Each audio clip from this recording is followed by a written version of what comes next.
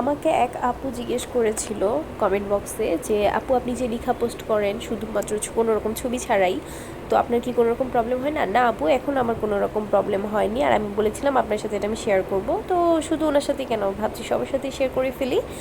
আমি একটু বুদ্ধি করে পোস্ট করেছিলাম, কিন্তু আজকে দুপুরে আবার ভুলে গিয়েছিলাম, এই জন্য ভুলে লিখেই পোস্ট করে ফেলেছি। তারপর দেখছি যে কোনো রকম প্রবলেম হয়নি এখনও, তাই এটা ডিলিট করতে যাচ্ছি না। তো যে বুদ্ধিটা খাটিয়ে আমি পোস্ট করেছিলাম, যেটাকে আপনারা লেখা মনে করেছিলেন, সেটাই আপনাদের সাথে শেয়ার করতে যাচ্ছি। এই যে এই পোস্টটি দেখুন, এটা কিন্তু ছবি প্লাস ক্যাপশন, যেটাকে আপনারা শুধু লেখা মনে করেছিলেন, এটা কিন্তু শুধু লেখা না।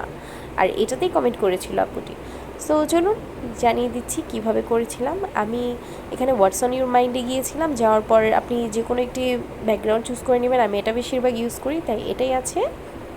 এখানে আপনাদের মতো করেই ছোট্ট করে লিখে দিলাম শুভ দুপুর। তারপর আমি এটার একটি স্ক্রিনশট নিয়ে নিব, আর স্ক্রিনশট নিয়ে নেওয়ার পরে গ্যালারিতে চলে যাব। সেখানে এডিট অপশনে গিয়ে পেজের নামটিকে ক্রপ করে নিব, তারপর আবার পেজে চলে যাব। থ্যাঙ্কস জাহিদ ভাই কমেন্ট করার জন্য। তারপর আবার সেখানে গিয়ে ফটোস অ্যান্ড ভিডিওস থেকে সেই লেখাটি আমরা চুজ করে নিব। তারপরে সেখানে গিয়ে ক্যাপশনে আপনার পছন্দ মতো যে কোনো কিছু লিখে দিবেন, দিয়ে নেক্সটে যাবেন, ব্যাস আপলোড করে দিবেন।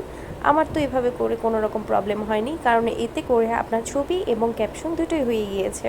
আশা করছি আপনাদের কোনো রকম প্রবলেম হবে না।